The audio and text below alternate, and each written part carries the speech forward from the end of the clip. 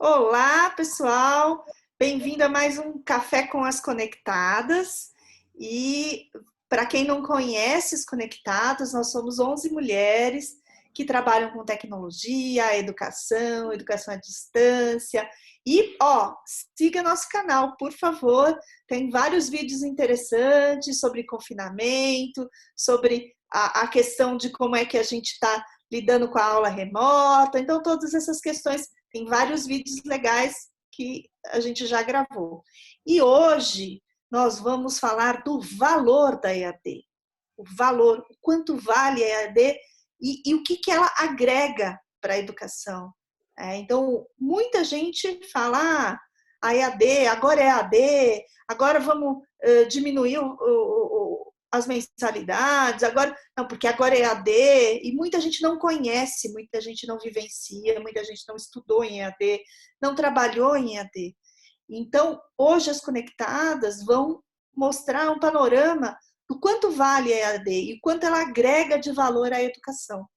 Então, para começar a falar sobre isso, eu vou chamar a nossa conectada Vivi. Então, vamos lá, Vivi, mostra pra gente o valor da EAD. Olá, gente, tudo bem? Então, eu preparei assim algumas informações, vou passar uma tela para vocês, né? E eu vou comentar um pouquinho, né, para dar o start da nossa conversa. Vou compartilhar aqui com vocês. Bom, a EAD, ela é uma modalidade de educação, né, onde a educação ela é antes da distância, né? Mas é uma educação à distância. Mas ela tem toda uma questão de organização diferente, uma linguagem diferenciada, o formato dela, né? Os recursos técnicos e tecnológicos, a questão da infraestrutura, uma abordagem sistêmica.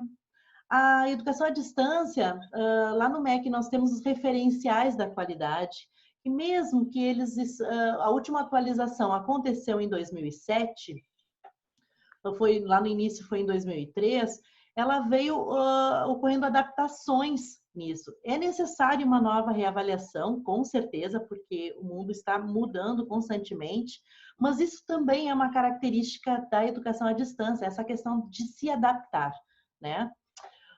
Dentro da EAD, então, dos referenciais, eles têm aspectos que estão presentes no projeto político-pedagógico das instituições, que são os aspectos pedagógicos, os aspectos de recursos humanos e de infraestrutura. Então, tudo isso está presente no projeto político-pedagógico. Aqui, o aluno, ele é diferente. Então, a educação à distância, ela veio para somar uma educação, né? Não veio para competir com o presencial, nada disso. É um perfil diferenciado de aluno que nós estamos lidando, né, na educação à distância. Deixa eu passar para a próxima tela aqui. Quando a gente pensa também num curso, né, tem toda uma série de contexto que é analisado, o perfil do aluno, o contexto deste aluno, né, o mundo onde ele vai utilizar esses conhecimentos. É pensado objetos de aprendizagem, o material, o conteúdo que vai ser usado, o ambiente virtual de aprendizagem, onde é feita a comunicação, onde tem toda a interação feita por ali, e ela é controlada, inclusive a questão de carga horária é possível ser controlada através de um ambiente virtual de aprendizagem, que hoje se debate muito, né, no presencial, como vai controlar essa presencialidade do aluno. Então, o ambiente virtual de aprendizagem também dá para fazer isso, né? A questão dos recursos que são usados, né? Tudo, gente, é pensado na educação à distância. E é feito em pedacinhos, em módulos, onde tem equipes que trabalham nisso, né? A gente conversou um pouco antes e eu, na minha caminhada, ouvindo música, eu fiquei pensando, fazendo uma analogia da educação à distância com a música. Porque a música, pensa numa música com muitas notas musicais diferentes, né? Quando tu olha um player de música tocando, as notas elas vão, né, subindo e descendo e elas são harmoniosas. Pensem nas notas como sendo os atores da educação à distância, os recursos trabalhando. Algumas notas trabalham mais no início, né? Outras notas musicais, no player tu vai vendo que ela vai subindo mais em outros momentos, mas todas as notas elas estão seguindo juntas, umas mais, outras menos, né, na situação. Mas a educação à distância vê essa harmonia, né, das notas dos atores, né, de todos os profissionais que trabalham na educação à distância em harmonia. Na minha parte, na minha experiência com educação à distância, com produção, se dá mais com a produção do material educacional, que também é um micro-organismo dentro da educação à distância, mas que se trabalha a multidisciplinaridade também, né?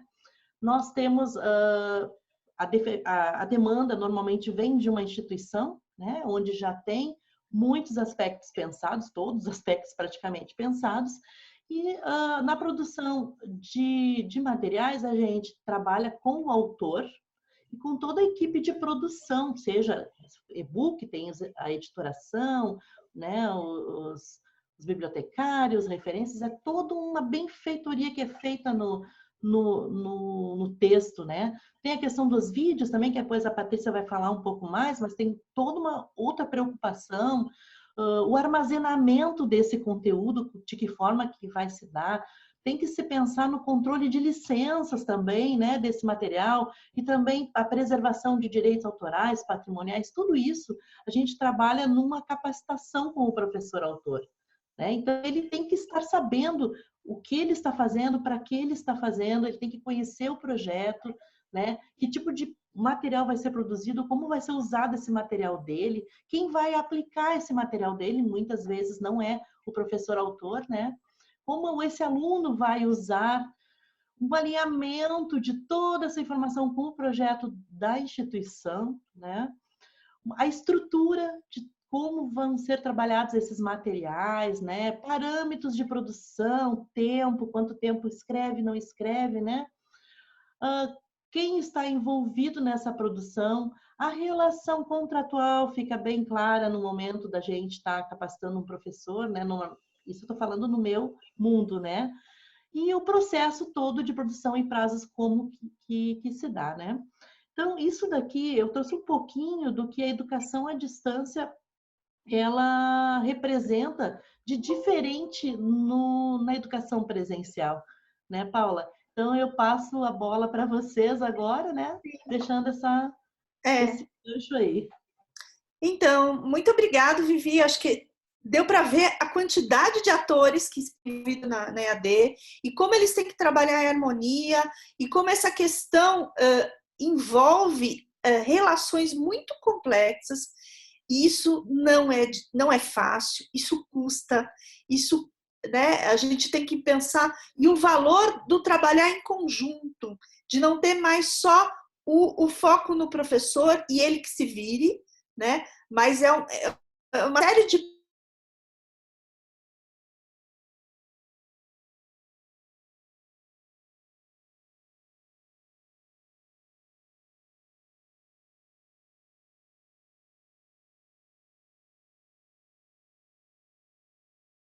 a distância para a Unifesp, uma universidade pública, sabe o trabalho que dá para atender todos esses referenciais de qualidade, montar essas equipes, de você fazer parcerias, de justificar toda essa questão da qualidade que o presencial muitas vezes não tem que passar por isso. Então, em geral, para a gente aprovar um curso dá muito mais trabalho do que um curso presencial. E a gestão de ser bem complicada, né, Sara? Então, a Sara vai falar um pouquinho para a gente da questão da gestão. Vamos lá? Olá, pessoal. E só pegando o gancho, é uma pergunta que a Paula fez, né, no início da nossa conversa. Qual o valor da educação à distância para nós, enquanto pessoas, né? E qual que é o valor da educação à distância da EAD frente a todos esses referenciais de qualidade? Eu tenho muita memória de que, quando eu me apaixonei pelo universo EAD, eu fui apaixonada por um propósito. Que propósito era esse? Aqui na região, eu falo de Porto Velho, Rondônia, região norte do país, E a minha cidade viveu uma realidade de que as instituições, né, eu estou falando da privada, ela tem aí no máximo 25 anos. Então as pessoas precisavam sair daqui para estudar. E para sair daqui, elas precisavam ir para grandes centros que tinham apoio, né, nessa educação presencial. Então, de 25 anos para cá, essa realidade mudou com a inserção, né, das instituições privadas no nosso local.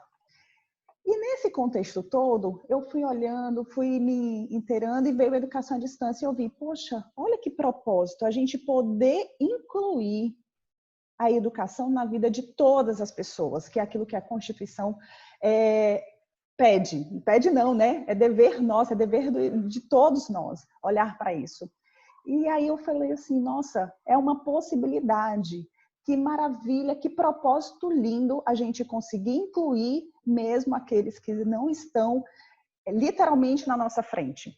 E aí, nesse sentido, eu trago olhando esses referenciais de qualidade, a fala, a reflexão de quanto que essa abordagem sistêmica ela tem que acontecer em níveis acadêmico-administrativo. Eu preciso olhar o todo, a instituição que se propõe, né, a fazer educação à distância, ela tem que estar muito certa o que ela quer, qual é o objetivo, qual o propósito de fazer educação à distância. Não é fazer por fazer, não é fazer para fazer uma entrega mais ou menos, ou somente visando lucro, é muito mais para isso. A educação está para além desse lucro, além desse... Existe, de fato, um propósito.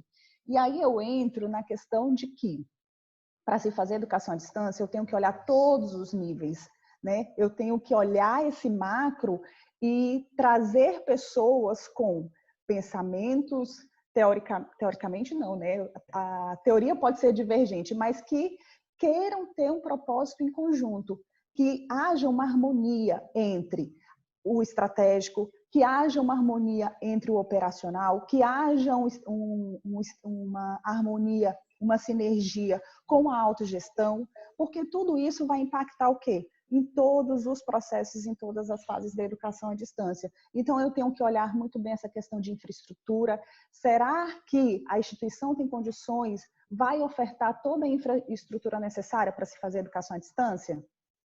Será que a gente vai possibilitar, né, diferentes recursos? Porque a gente faz uma capacitação, em tese, para o professor, para aprender, para que ele aprenda e desenvolva na aula dele diversas formas para o aluno aprender.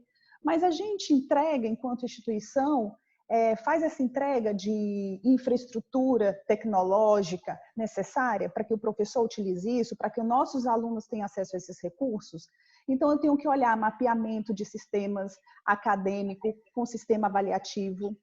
Eu lembro muito bem, quando eu comecei na educação à distância, fui visitar algumas instituições e as pessoas utilizavam muito planilhas em Excel, muitos. Aquilo, assim, no momento, eu falava, gente, mas quantas planilhas? Abriram aquelas planilhas, assim, a perder de vista.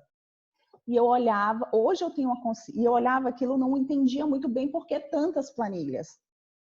Hoje eu entendo que são, não todas, tá? Claro, mas são instituições que ainda não estavam oferecendo toda uma infraestrutura tecnológica, não estava em níveis, né, de gestão maior, olhando esse todo, fazendo uma abordagem sistêmica, que essas informações ainda estavam setorizadas em um determinado departamento, em uma determinada pessoa, em um determinado segmento dentro da educação à distância.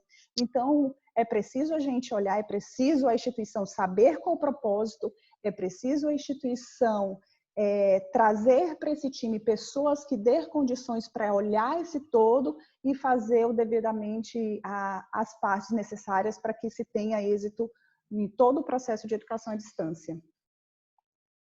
E aí uma coisa, só para finalizar, a Vivi estava falando sobre material didático, é preciso a gente pensar muito no tempo de vida desse material didático.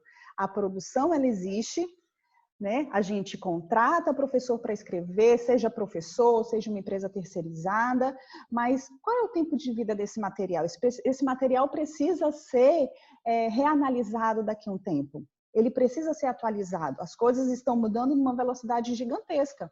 Então, todos esses referenciais, né, que a Viviane apresentou como referenciais de qualidade que estão postos pelo Ministério da Educação, que embora defasados são os que estão em vigência, podemos dizer assim, ele precisa ser revisto e a gente de alguma maneira, né, seja num pouco ou na totalidade, a gente precisa olhar o todo para entender e para fazer as intervenções necessárias e no tempo necessário também. Bacana, Sara, muito bom a gente pensar em todas essas questões de gestão, né? E a gestão tanto da produção, da reavaliação dos materiais constantemente, de organizar todos esses atores e pensar em como é que a gente está o tempo todo revisitando essa questão de qualidade. Você falou de materiais, né? Então a gente tem uma série de produção de materiais que tem linguagens específicas. Então você mostrou a questão macro da educação e a gente também tem algo que são, né, na produção, também tem que ter um cuidado que é mais micro, mas que ele tem um potencial de chegar no aluno e realmente mobilizar o aluno. Então, eu quero que a Paty fale um pouquinho mais desses recursos e como eles mobilizam, como eles transformam a relação. Paty, você. Olá, Paula. Olá, meninas. Olá, você que está assistindo aqui o nosso vídeo, né, o nosso encontro tão gostoso, nosso encontro semanal, Café com as Conectadas. Pois é, e aí a gente entra, né, já entrando nessa questão da temática do nosso encontro, que é o valor, né, o valor da EAD. Vou falar um pouco desse meu objeto de estudo de pesquisa e de formação docente, que é o vídeo, né, eu trabalho com outras, mas assim, o mais fortemente o vídeo. Então, vou falar um pouco, preparei até aqui uma rápida apresentação para falar um pouco aqui do valor, né, na verdade é uma lâmina só, mas para trazer um pouco dessa questão do valor do vídeo, né? Então, não só falando da videoaula, mas hoje em dia das aulas online, de modo geral, né? Então, você percebe que hoje o valor da linguagem do vídeo está mais... lógico, a gente tem outros materiais didáticos, a gente não pode esquecer do texto, enfim, do infográfico, de outros materiais, mas aí a gente percebe que hoje os professores naquela correria para fazer videoaulas, né? Videoaulas mais dinâmicas, e aqui eu trouxe algumas vantagens do vídeo, né? Que é permitir assistir quantas vezes, aonde quiser e quando quiser, exige menos esforço do que ouvir ou ler, enriquece o ambiente virtual de aprendizagem, estimula, motiva, ele proporciona aprendizagem lúdica, né? Por meio do vídeo é possível contar uma história, ilustrar essa história, colocar efeitos especiais, trilha sonora para poder contextualizar, facilita a relação ensino-aprendizagem, dinamiza, traz um mundo exterior à rotina do aluno. Eu posso trazer momentos que eu trabalho ali, por exemplo, momentos do dia a dia, trazer um pouco, filmar algumas atividades externas, trazer, como a gente às vezes fazia na Unidep há anos atrás, isso em 2005, trazer algumas opiniões, enquetes com o público e trazer para a sala de aula, o aprendizado mais intuitivo, vídeos fornecem um estímulo maior, enfim, e muitas outras ações que a gente sabe que o vídeo ele proporciona, não só o vídeo, mas as aulas online. E aí a gente vê duas situações, umas instituições que se preocupam com a formação docente e outras instituições que, na verdade, elas deixaram isso por conta do professor. A gente percebe, eu fico muito preocupada, eu recebo diariamente, e agora mais do que nunca, né, muitos professores perguntando o que eu faço, o que eu faço. E a gente fica muito triste quando a gente vê que a própria instituição, às vezes, ela não dá esse subsídio, essa preparação para o professor. Obviamente, a gente tem ali acesso a muitas informações, a muitas ferramentas, mas a gente percebe que o pessoal está muito perdido, principalmente nessa questão hoje de vídeos, né? Cada professor buscando uma forma, e aí entrou uma fala da Renata hoje com muita propriedade antes da gente começar aqui nos bastidores, que os professores estão muito perdidos e muitos deles buscando ali modelos, né, fazendo de uma forma, outro fazendo de outra, e a gente não tendo ali uma orientação, um norte, né, um padrão. Lógico que a gente não pode padronizar, engessar, não é nesse sentido, até porque a educação não é feita dessa forma, mas no sentido mesmo de orientar, de dar suporte, né? A gente vê que as instituições, muitas têm essa preocupação, e outras não. E aí eu trago até um case que eu trabalhei o mês passado, nós trabalhamos do início de março até o dia 31 de março, que é um case muito interessante. Na verdade, até comecinho, né? A gente teve uma aula extra aí para o pessoal do TRT. A gente trabalhou 100% à distância. E aí, até, Paula, eu vou compartilhar um pouco essas experiências que foram muito interessantes, a forma como que a gente conduziu, que foram foi a formação específica para os servidores. Então, para juízes, para outros profissionais também que trabalham no Tribunal Regional do Trabalho da 15ª Região, e a gente trabalhou 100% online, e foi uma coisa muito bacana, porque foi algo que realmente veio a calhar, né? A gente já tinha preparado essa formação, e já tinha pensado nessa formação em janeiro, antes de toda essa confusão, e alguns até colocaram essa questão, falaram assim, puxa vida, ainda bem que a gente teve essa formação bem agora, porque a gente pode se aprofundar nessa questão dessas ferramentas, das necessidades de utilizar e mais do que isso, saber como utilizar da forma correta. Então, você que está assistindo, você que é professor, o que eu sempre digo? Foque nessa questão do roteiro, né? Agora a gente tem várias dicas, eu mesmo no meu canal coloquei várias dicas aí para produção, mas uma coisa que é muito importante, que é a pérola da sua aula, é o conteúdo. Então, como apresentar de forma mais atraente, motivadora, e que realmente estimule o aprendizado do aluno. Sim, o valor, voltando ao tema, né, já que eu saí um pouquinho do tema, mas voltando ao tema, como eu disse, a gente tem que pensar essa mídia audiovisual, pensar como algo que realmente vai proporcionar o aprendizado do aluno. É mais do que o enquadramento, mais do que a ferramenta que vai ser utilizada, mas pensar nessas estratégias de como apresentar esse conteúdo. Então, hoje, o valor do vídeo, o valor de um material audiovisual, como uma aula online, ou um vídeo, ou videoaula, enfim, qual o nome você esteja usando, ela é fundamental nesse processo. E mais do que isso, a formação desses professores, né? A instituição pensar assim, como a gente começou lá atrás, né? A gente viu esse assunto vindo à tona novamente, mas as instituições que se preocupam com essa formação do professor, elas saem na frente. A gente tem visto, inclusive dentro da educação à distância, as instituições que já trabalham com a educação à distância realmente estão mais tranquilas do que as outras que tiveram que fazer isso a toque de caixa, enfim, lançar essa educação emergencial remota, digamos assim, né, Paulo? Muito bem, Paty. Acho que assim, você traz questões importantes que a gente tem que valorizar o que a gente fala, organizando o que a gente fala, organizando. Então, não se produz de qualquer jeito, né? Tem toda uma estrutura mesmo na hora de construir os recursos. Só que, assim, existe um ponto que eu acho que isso é bem importante, eu vou chamar a Carol para falar, o quanto, porque como exige toda essa organização que a gente viu, muitas vezes a gente tende a padronizar as coisas, né? A criar templates para que a gestão toda funcione. É necessário ter sistemas de organização, ter sistemas de gestão, mas o quanto isso às vezes engessa e né, incomoda o professor. Então, assim, qual é o meio termo, né? Como é que a gente abre espaço para ter esse protagonismo do professor como estrategista, como um criador também. Então, eu queria ouvir a Carol sobre isso. Olá, tudo bem? Completando um pouquinho, eu acho que as 3 falas que trouxeram aqui são muito excelentes. E eu estou vivendo hoje, acho que muito professor viveu, que é ter um vizinho que está limpando o quintal. Então, peço desculpas aí, mas acaba que está interferindo no som, né?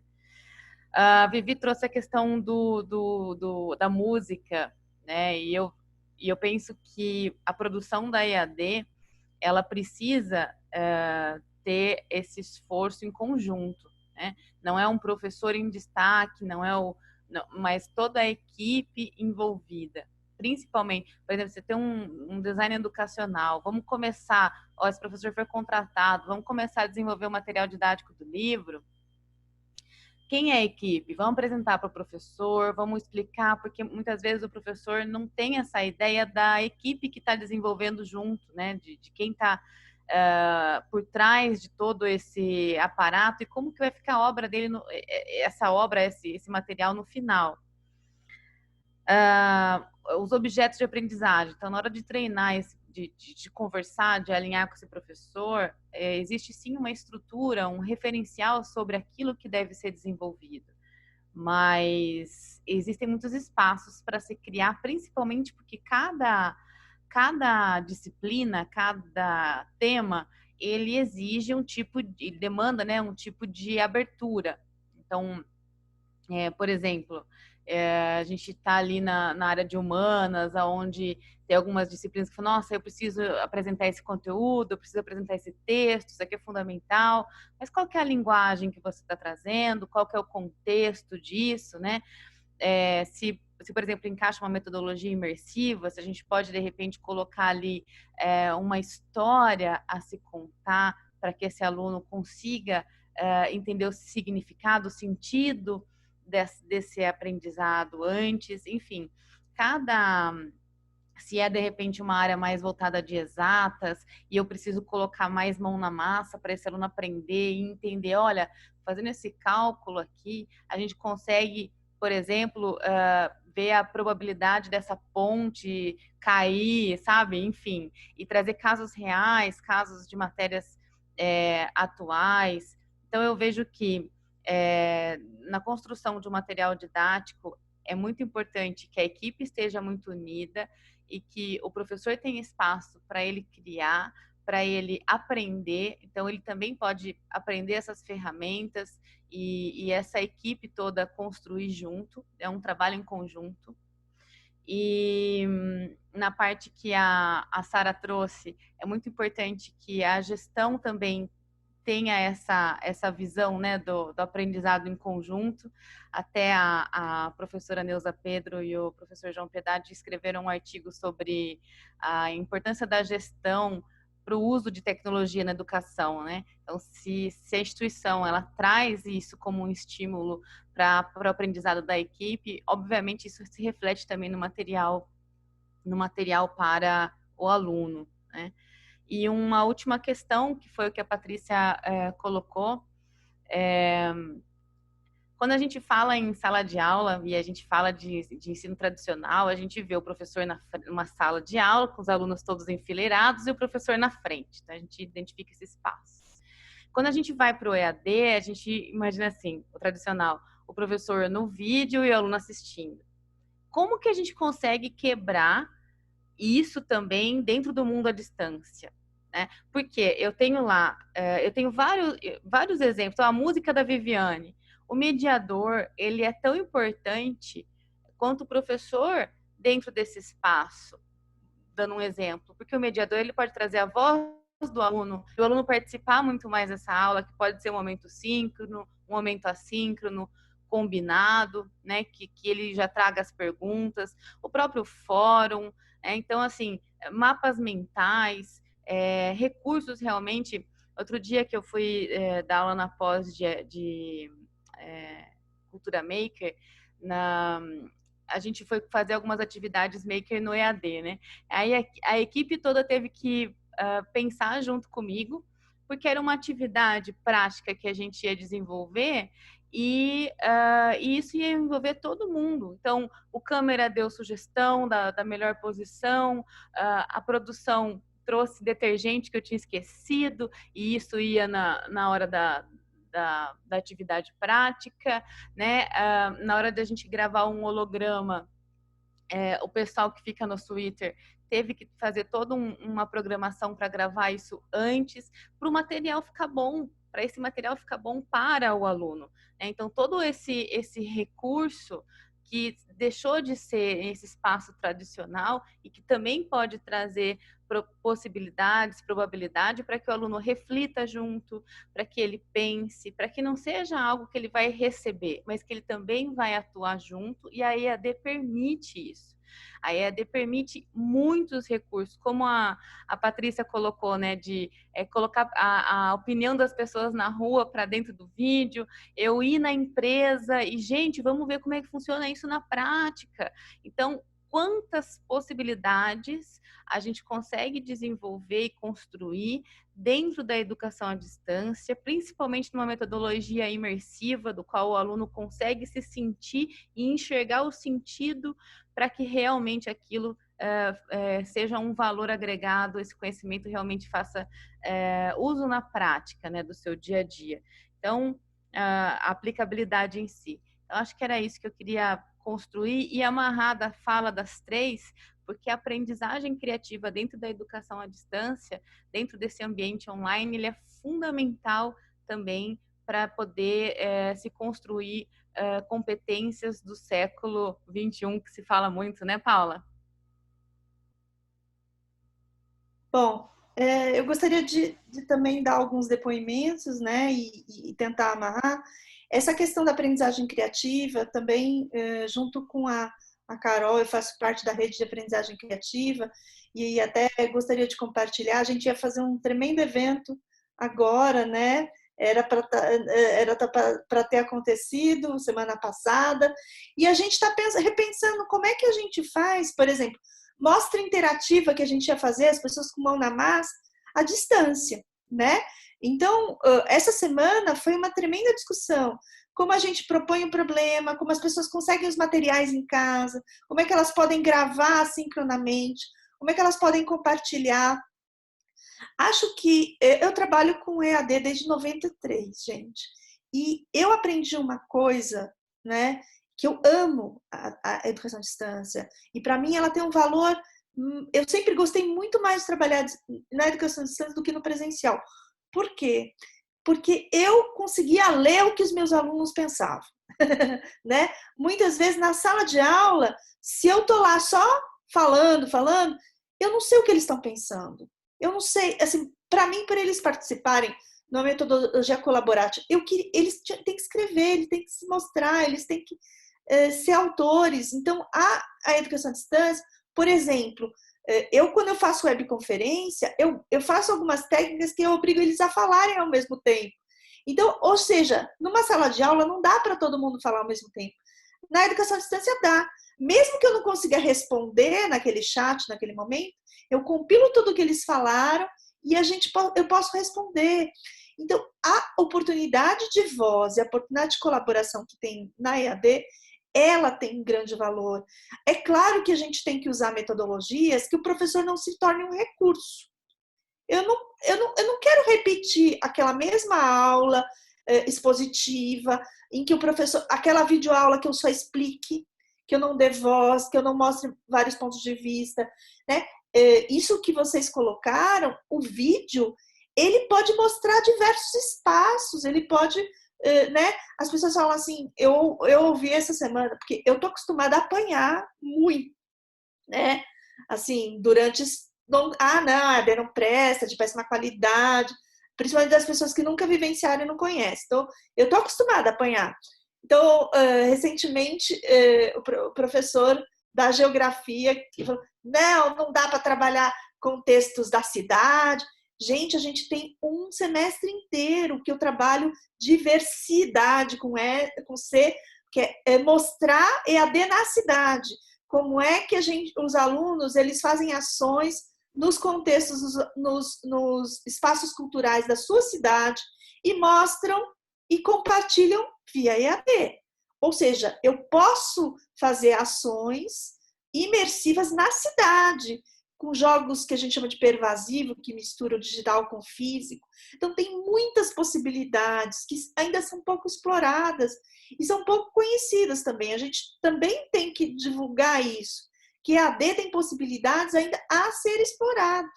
Pensa, a Sara colocou, né, num contexto do norte, do nordeste, quantas pessoas foram beneficiadas para a EAD, gente? Né? Por exemplo, eu trabalho em educação pública na Universidade Aberta do Brasil, o quanto formou de professores. Eu fui para o Piauí, no sertão do Piauí, no sertão do Ceará, e vi que muitos professores foram formados pela pela UFSCar, pela Unesp, ou seja, eu estou levando um ensino de qualidade público lá para o sertão que não teria condição de estudar se não fosse EAD. Então, assim, se isso não é valor agregado, gente, eu não sei o que é. E, né, e tudo isso, toda essa equipe, esse trabalho de gestão, tudo, o quanto isso custa também, gente? O quanto isso custa de material humano, de infraestrutura, né, de sistema de gestão. Isso não é barato, né? Então, a gente tem que pensar que isso tem que ter investimento, isso tem que ter valorização, e a gente tem que pensar em outros modelos, um modelo que não seja aula. Teve uma vez, quando teve uma mudança na legislação da EAD para poder 40%, ou que tudo podia ser online, então veio o pessoal da CBN me entrevistar, e eles falaram assim, professora, mas me explica como é que é a sua aula. Aí eu ficava pensando assim, aula? Eu não dou aula em EAD, né? Eu faço uma estratégia pedagógica, porque assim, os vídeos que eu gravo são recursos, é uma aula, gente, não é aula, né? A webconferência, tá, mas eu faço webconferência a cada 15 dias, então tem eu escolhi uma curadoria de materiais, o tipo de atividade que eu peço para aluno, o tipo de mediação que eu faço com o aluno, a gente trabalha por projeto, como é que a gente constrói o projeto, que tipo de registro que a gente faz do projeto, né? Isso é tudo, não é aula, né? Tem outra lógica, não são dividido. Então, assim, muda o tempo da aula, muda o ambiente. Que tipo de ambiente a gente usa? Não é só o ambiente virtual, eu posso trazer outros ambientes no vídeo. Existe uma mudança de tempo e espaço, existe aquela quebra da parede que alguém falou, né? A gente pode criar essas possibilidades, a gente pode criar narrativas, pode criar universos lúdicos. Eu trabalho com micromundos, que a gente chama da aprendizagem criativa. Como é que eu faço o ambiente virtual ser um espaço imaginário, que a gente pode criar um micromundo, né? Então, todas essas questões são importantes. A gente pode experimentar novos modelos de interação com a EAD. E eu acho que tem um ponto que eu acho super importante, que eu chamo que é a recursividade. Por quê? Porque a EAD, todos os processos ficam registrados, gravados. Eu tenho log de tudo. Não é para um controle, mas eu posso usar isso para repensar nossos processos de ensino-aprendizagem. Não por mal, a gente não tem que ficar...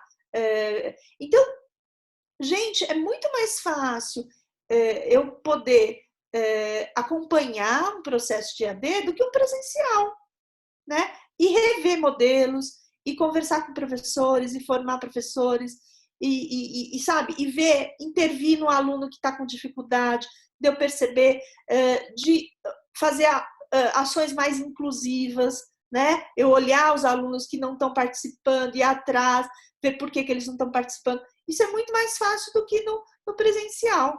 Então, eu acho que a gente tem muito valor na EAD e a gente tem que aproveitar esse valor. Agora eu vou passar para a Renata, que vai fazer questões e vai polemizar aqui um pouquinho. Polêmica do grupo é Paula Carolei. Eu não sou a polêmica. Eu sou... Primeiro, peço desculpas, né, Patrícia Rodrigues, porque hoje eu não estou de forma adequada, eu não estou toda enquadrada, a minha luz não está das melhores. Tá linda, tá deslumbrante, tá linda. Ai, obrigada, vocês são ótimos. Hoje eu não estou no universo ideal, porque casa de ferreiro, espeto de pau, estou com alguns problemas técnicos no meu computador, então eu estou do celular. Que são coisas que os professores hoje estão tendo que lidar, né? De alguma forma ou de outra, com esse cenário de certezas também, né? Porque de assim, improviso, é né? incerto, de improviso. Obrigada, Carol.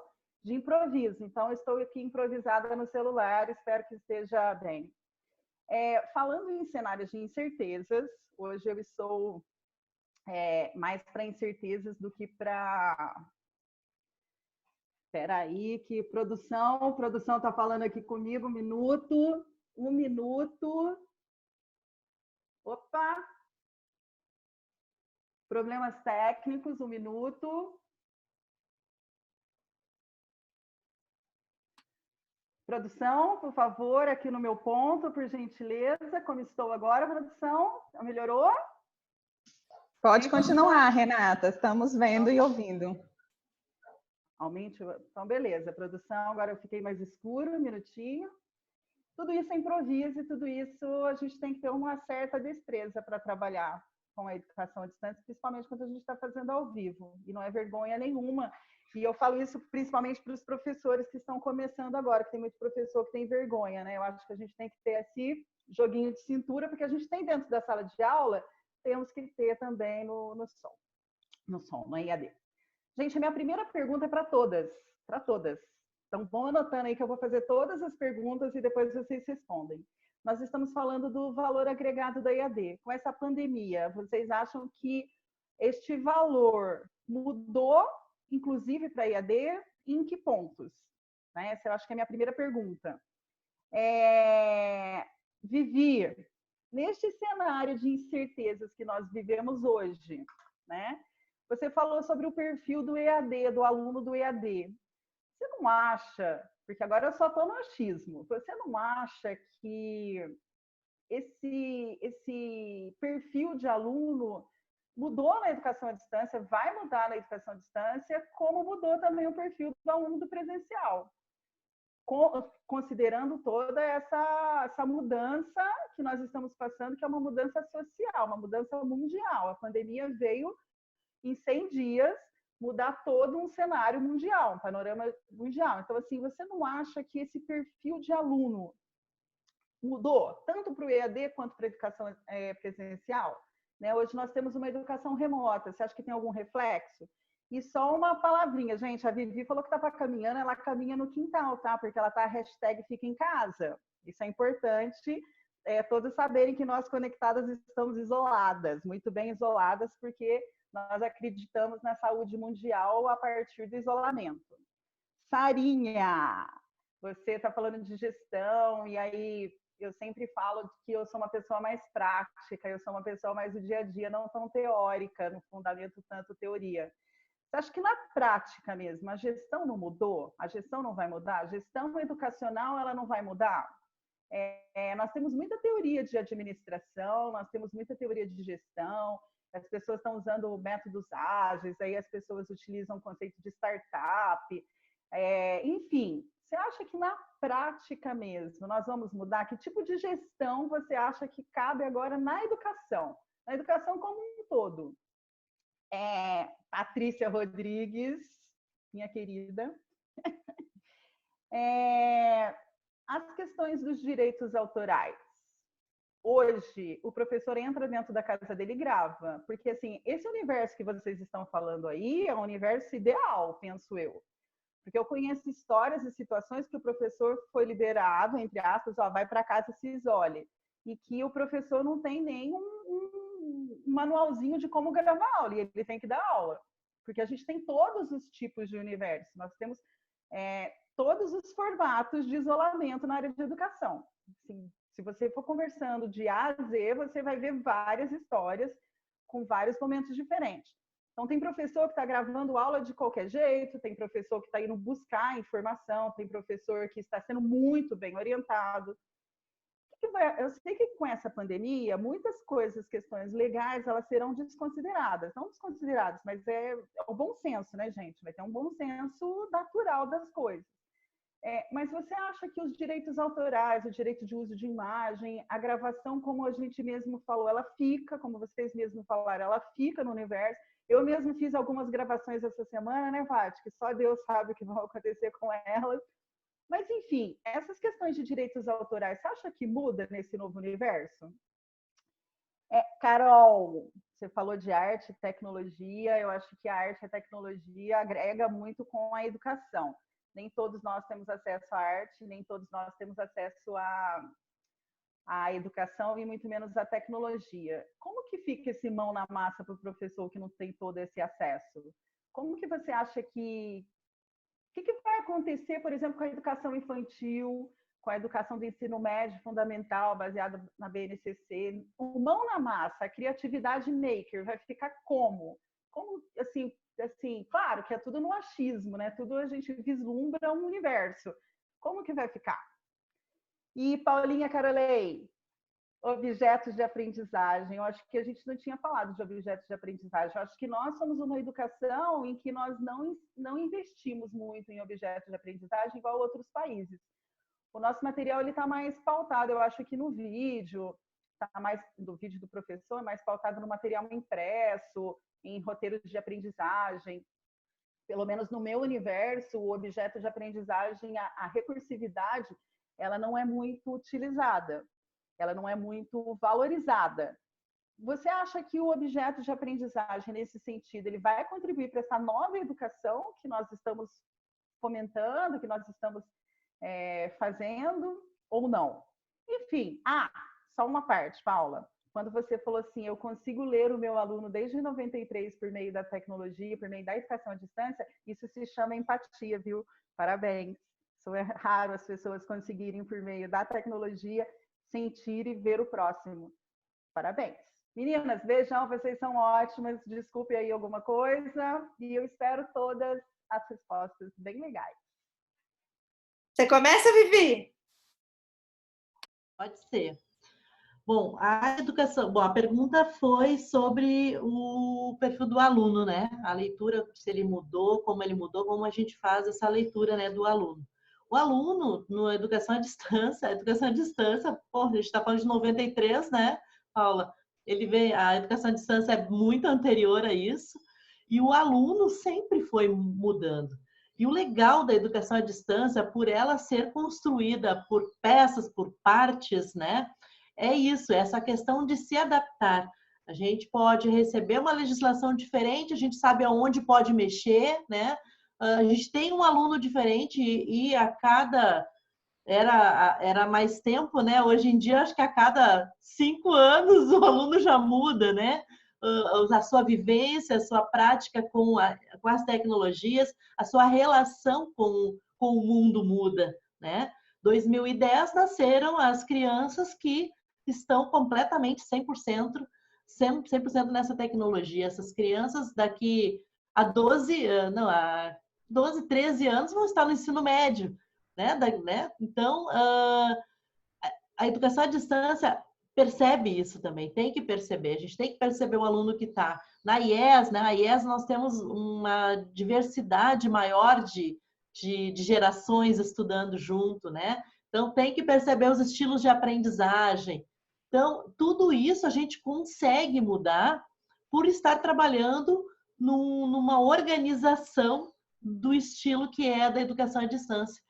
E eu vejo que nós conversamos, acho que sobre isso no café um pouquinho da semana passada, sobre a aproximação desse perfil do que a educação à distância considera, né? A aproximação do presencial, porque esse aluno, né, está cada vez mais se aproximando do que nós detectamos do nosso aluno da educação à distância, né? Então, acredito que sim, está sendo percebido, espero que sim, né, das instituições, né, mas sempre quando eu trabalhei com produção de material, a gente presta muita atenção em quem vai usar esse material, de que forma ele vai usar e que linguagem nós vamos estar trabalhando para chegar a isso, porque o aluno para nós é o ponto principal, né? Então, como esse material vai chegar e também quando a gente falou um pouquinho de objetos de aprendizagem, no curso que a gente produziu sobre técnicos, né? Nós trabalhamos não com produção de e-book ou produção de videoaulas. Nós trabalhávamos justamente com o conceito de objeto de aprendizagem.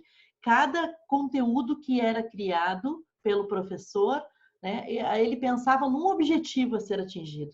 E esse objetivo a gente produzia ele em texto, produzia em podcast, produzia em vídeo, que era uma orientação da instituição que queria sim.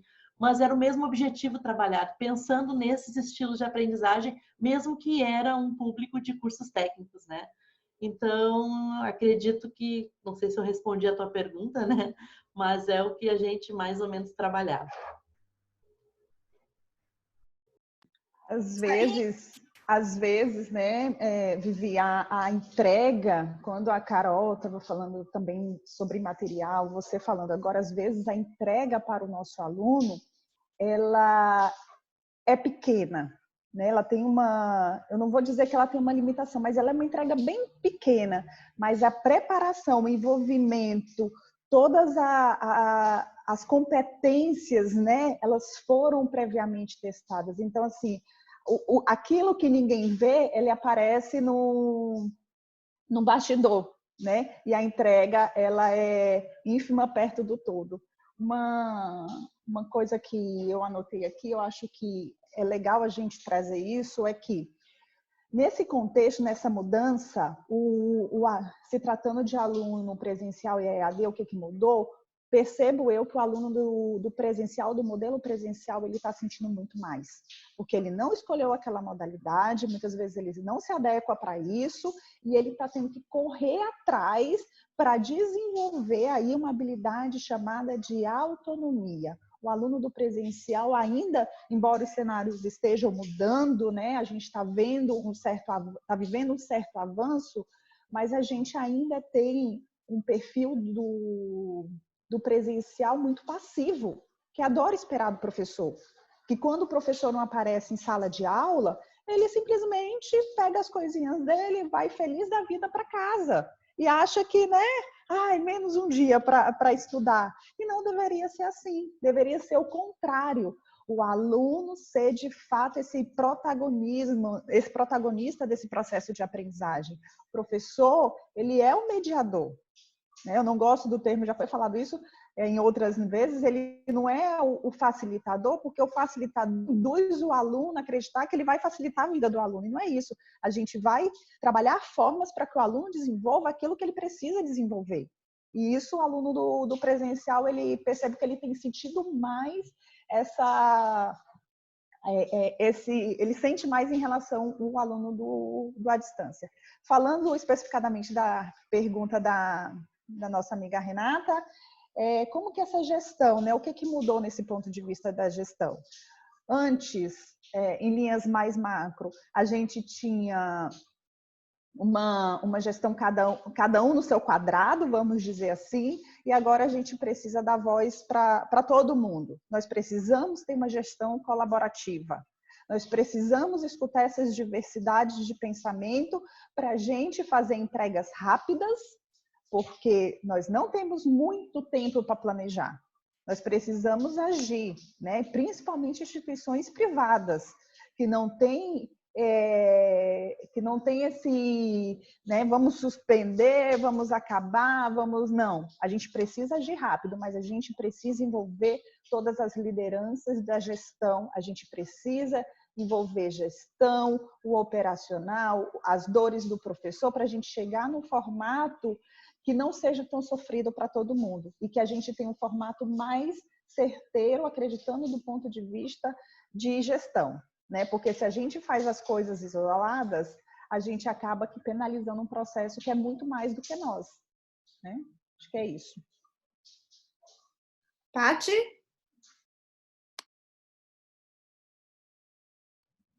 Tá bom. Eu acho que a Carol levantou a mão, né? Não sei Carol se vocês levantou viram. a mão? Mas... Oi? Bom, sobre os direitos autorais, até porque todo mundo já falou, acho que em consideração à pergunta inicial, eu já vou passar a minha para os direitos autorais, beleza, Renata?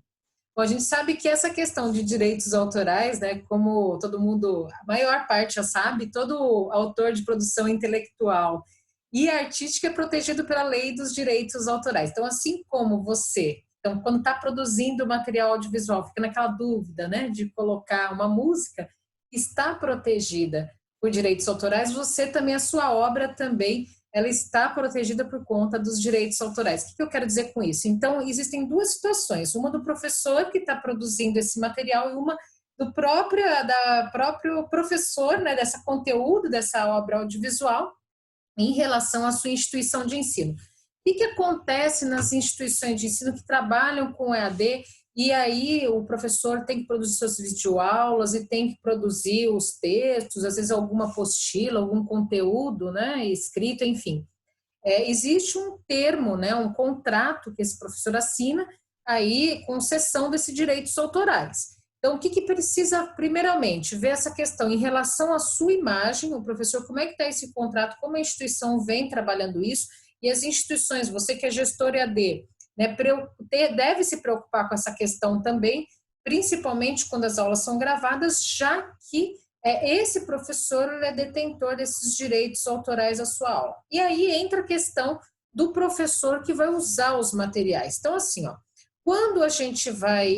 Essa semana eu tive um caso, tá? De uma mentoranda minha, que eu ajudo, ela auxilio dentro do marketing digital, que ela faz microlições, né, em vídeo, e queria colocar uma música dentro da sua aula, já que ela é professora de inglês, ela queria colocar uma música que é uma música famosa, conhecida dentro do seu vídeo. E o que a gente orientou? Não coloque dentro do vídeo. O que você pode colocar é citar essa música e colocar o link nos comentários do YouTube. Por quê? Porque eu mesma já tive material audiovisual meu censurado pelo YouTube, já tive também no Facebook por conta da trilha do audiovisual a trilha, né, na construção desse audiovisual, desse vídeo. Então, a gente sempre tem que ficar atenta quanto à questão dos direitos autorais, e aí varia muito, Renata, por quê? Tem materiais que são livres, tem materiais que eles podem ser utilizados, então, e outros não. Então, para cada caso é um caso. Então, sempre eu falo o seguinte: procure se precaver e procure também saber mais sobre aquele material que você vai usar. Alguns, como eu disse, estão liberados, estão abertos, porém outros não. Então, sempre quando o professor vai usar os materiais, tanto imagens, principalmente, às vezes vai usar na produção dos slides, a gente sabe que tem os bancos de imagens gratuitos. Inclusive, eu vou deixar aqui na descrição pelo menos uns 3 aí, para que quando você for elaborar a sua videoaula, você preste atenção e procure, né, esses bancos de dados, né? Evite usar imagens que você às vezes procura no Google, né? Às vezes, achei uma imagem bacana, vou usar essa. Por quê? Porque muitas delas, às vezes, têm essa questão dos direitos autorais. Então, a gente tem que se precaver de todos os lados, né? Hoje em dia, aí você falou em relação à pandemia, se isso vai estar mais flexível. Sinceramente, essa parte eu não sei te dizer, né? Porque a gente não... É uma situação totalmente nova, e aí entra a questão do direito, né? Como eu não tenho a minha formação não é nessa área, então seria interessante até fazer uma consulta. Geralmente, o que eu sempre oriento é assim, ó, consulte o departamento jurídico da sua instituição, se você tem alguma dúvida, porque, por exemplo, tem algumas instituições que permitem o uso de recortes de vídeos ali dentro de filmes, pequenos recortes dentro da sua videoaula, outros não. Na época da Uniderp, lá atrás, a gente, em 2005, né, que a gente estava, que era o trabalho, construindo o próprio trabalho, né, Paula? A gente, naquela época, embora a Paula tenha começado mais cedo, eu comecei em 2005 e a gente ainda tinha também, né, uma EAD engatinhando dentro da graduação e pós-graduação, né, a nível de graduação em especial. Então, a gente ia fazendo as coisas de acordo com o que a gente achava como que tinha que ser feito. Então, a gente foi muito aprendendo também. Só que assim, ó, o que eu vejo muito é que a lei, ela dá margem para várias interpretações, né? Assim, então, sempre eu procuro orientar primeiro. Professor, consulte o departamento jurídico da sua instituição para saber até onde você pode ir, o que você pode estar utilizando, até para não ter nenhum problema. Segundo, que a orientação que eu dou para as instituições de ensino.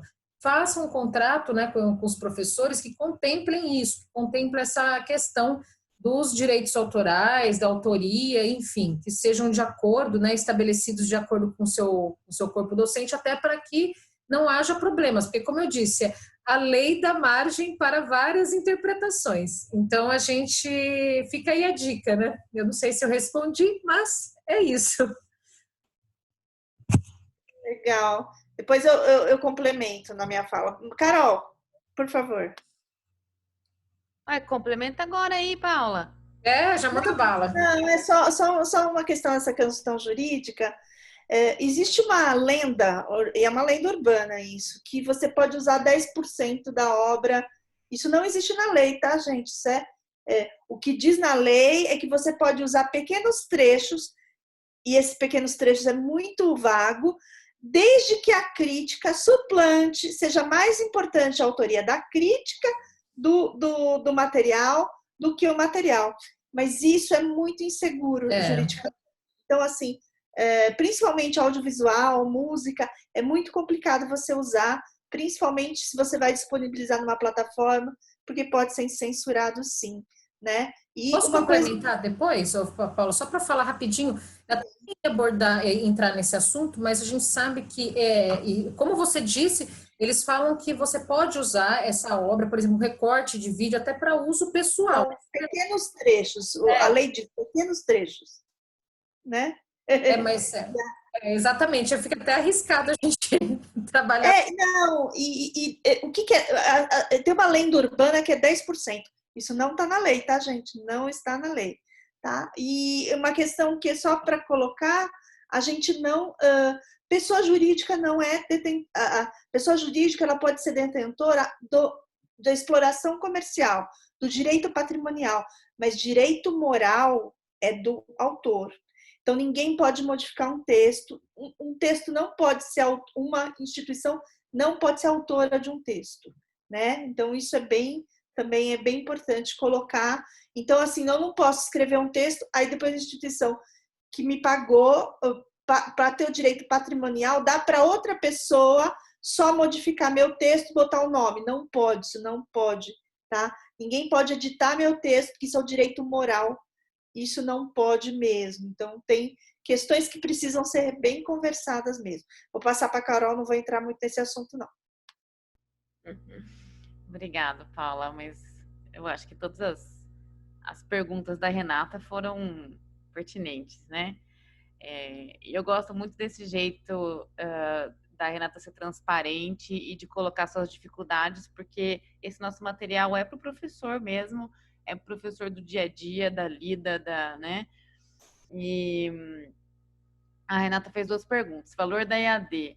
Olha, me surpreendeu muito nesse cenário da pandemia, porque eu tenho uma amiga desde adolescente, que ela é pedagoga e ela é diretora de uma escola de ensino fundamental e médio, e ela dizia assim para mim, esse negócio de tecnologia na minha escola, eu não acredito que com crianças, eu não acredito que isso possa dar certo, né? E, enfim, ela realmente tem uma postura e eu respeito, e a gente trabalha junto bem, mas cada um com seus argumentos, cada um com seu ponto de vista.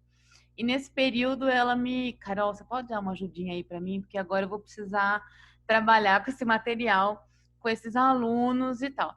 Então, eu penso que tudo tem que ter uma flexibilidade, né? Nunca é o ponto de vista tão engessado ao ponto de que isso não entra dentro do material de ensino fundamental. Ensino médio, eles não estão preparados ainda para isso ou para aquilo. Eu acho que existe N recursos que podem ser disponibilizados e a educação à distância, esse nome que eu acho que a gente tem que, né?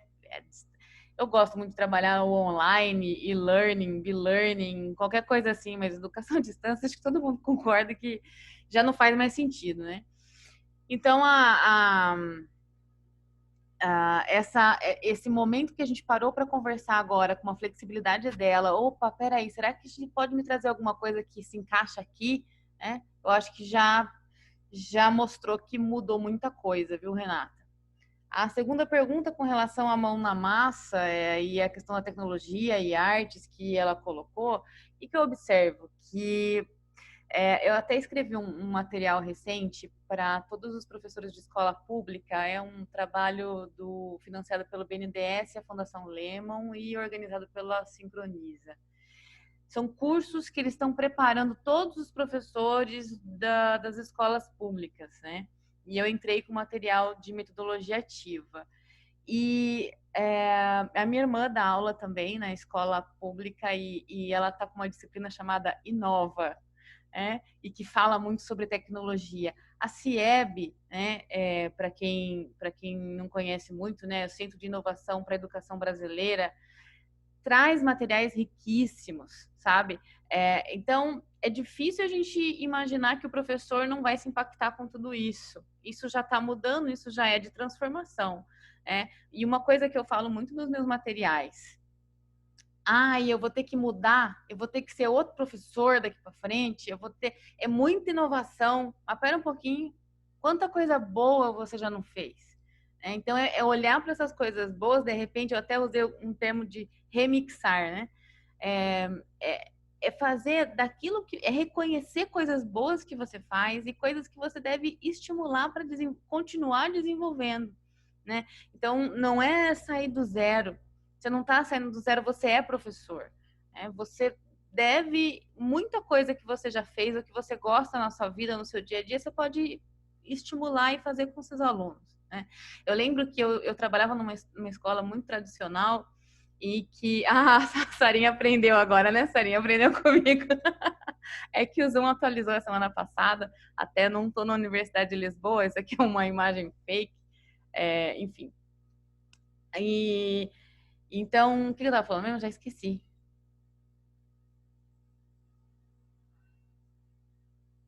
Bom, vocês estão tudo com o telefone... Desculpa, não tive intenção eu não tive intenção nenhuma de... Esse pessoal que fica bagunçando os lugares, vai ficar... tá vendo? Fica viajando no espaço, né, Sarinha? Fica viajando no espaço. Para o pessoal entender, é que a gente, além da gravação, do bate-papo bacana, a gente faz um bate-papo no próprios bastidores. Então... As meninas vão comentando, falando, e a gente vai comentando aqui nos bastidores, que é uma outra coisa que a gente precisava gravar, hein, Patrícia Rodrigues? Não, acho que não cabe gravar. Isso daí não cabe gravar. É bacana. Isso já vai virar baixaria daí. Carol, toma aí, Carol. Mas voltando ao tema, né? É a questão do remixar do professor. Né? Então, é reconhecer realmente coisas boas, práticas que ele desenvolve e esse compartilhar. Então, o FIC, né, que é o Festival de Invenção Criativa que a Paula Carolei citou, tem muito desse compartilhar, é um professor falando com o outro, olha, o que você faz, o que você não faz, olha isso aqui que dá para fazer, dá para usar essa bateria, coisas que você não imagina que é tão simples, né? Essa questão da sensibilização, porque quando a gente fala em robótica, ou quando a gente fala de maker, você fala assim, não é meu mundo isso tá longe de mim. E quando você enxerga a simplicidade e o que isso pode transformar de raciocínio para o seu aluno, na sua transformação, no seu início realmente das atividades, é sensacional. Né? Então, eu entendo que a criatividade é uma competência que tem, sim, que trazer via das políticas públicas, via do incentivo do professor, que o próprio professor, nesse teu momento de construção, também deve ser incentivado a se reinventar, se remixar e olhar para dentro de si coisas boas que ele tem e pode compartilhar com outros colegas também. Essa valorização do professor que faz coisas boas e que pode ainda desenvolver coisas inimagináveis. Muito legal. Então, eu ainda estou na dúvida o que vai ser. Com certeza não seremos os mesmos e o mundo não será o mesmo. Eu não sei o quanto... Eu acho que alguma coisa vai mexer, vai mudar, com certeza. Eu só tenho medo do contrário, né? Porque às vezes a gente tem a polarização e às vezes isso até se volta contra nós, mas eu acredito que não, por isso que a gente está trabalhando nesse movimento de mostrar o que é produtivo, mostrar o que agrega, mostrar, e eu acho que a gente tem que fazer isso, né? Não é também aproveitar, porque tem muito oportunismo nisso, né? A gente já falou num outro Café das Conectadas, tem muita gente que agora virou o entendido da EAD, vão fazer qualquer coisa, foco tecnicista, assim, a gente tem que fazer um foco reflexivo de algo que realmente tem produção, tem qualidade, tem autoria do aluno, tem criatividade. A gente tem que aproveitar esse momento para também se posicionar e ajudar. Então, assim, acho que esse é o nosso papel para que a gente consiga sair disso de uma forma transformada positivamente. Acho que a gente tem que focar nisso. Em relação à questão dos objetos, eu vivi a onda dos objetos, que foi... não lembro agora. A ideia de objetos de aprendizagem vinha de veio do pessoal da física, tá? De atomizar o conhecimento. de buscar a unidade mínima de conhecimento para que aquilo pudesse ser produzido e depois pudesse ser recombinado. Então, a ideia que está por trás de objeto de aprendizagem é granularizar o conhecimento até chegar numa atomização de unidade de conhecimento e para aquilo lá a gente investir na produção daquilo e aquilo poder ser reutilizado. Essa é a grande sacada, a reutilização, né? Isso não é simples de fazer, principalmente porque quando a gente atomiza um conhecimento, para que ele seja possível de... Muitas vezes a gente retira o contexto, e é o contexto que cria a ligação entre as pessoas. Então, não é simples fazer essa atomização de conhecimento. Eu prefiro falar em recurso pedagógico e não em objeto de aprendizagem. Recurso educacional aberto, por exemplo. Essa ideia da remixagem, de pegar um material e poder reconstruir, reaproveitar, é muito legal, mas eu acho que pouca gente faz, né? Eu tenho trabalhado nisso, não em objetos fechados. Eu, como designer, a gente tem desenvolvido muito a cultura do framework. O que é framework? Framework é conseguir descrever modelos de aula, modelos de vídeo, modelos de... né? Para quê? Mas esses modelos não são fechados, são diretrizes que as pessoas possam refazer e readaptar ao seu contexto, né? Então, isso é mais rico porque dá um apoio para a pessoa não sair do zero, mas, ao mesmo tempo, não é fechado, que nem um template que eu não posso mexer. Mas é algo que eu falo, olha, por exemplo, vou dar um exemplo de um framework, vai? Eu fiz com uma aluna, fez um framework para fazer vídeos de ciências para crianças, né? Então, a gente estudou. Então, assim, que elementos de vídeo, no vídeo que tem que chamar atenção, tem que fazer uma atividade prática, né? O que pode ter naquele vídeo? Para que as pessoas possam pegar aquele framework e adaptar, né? Fazer o seu vídeo ou fazer... Então, assim, trabalhar com essa ideia de dar visibilidade para os modelos, para que as pessoas possam construir seu objeto ou reproduzir seus objetos, são mais interessantes. Então, eu gosto de trabalhar com a ideia de recursos, tá? Porque a gente precisa contextualizar as coisas para eles fazerem conexão com a pessoa, com o contexto, né, com o aluno, com o professor. Então, é muito difícil eu ter porque senão, sabe o que acontece? Eu foco na explicação de conceitos. Muitos dos primeiros objetos de aprendizagem eram só coisas explicativas. Claro que eu tinha jogos, tinha simulações super legais. O pessoal da USP fez simulações muito bacanas. Aí é um objeto um pouco mais complexo, que eu posso colocar variáveis e experimentar. Eu acho isso legal. Voltando para a aprendizagem criativa, uma das ideias, por exemplo, do Scratch, de trabalhar com projetos, é justamente essa, de trabalhar na lógica da remixagem. As pessoas fazem seus projetos e as pessoas pegam um projeto de alguém e vê como a pessoa fez e monta a partir do que a pessoa fez. Isso que é a ideia da programação em blocos, que também é bem interessante.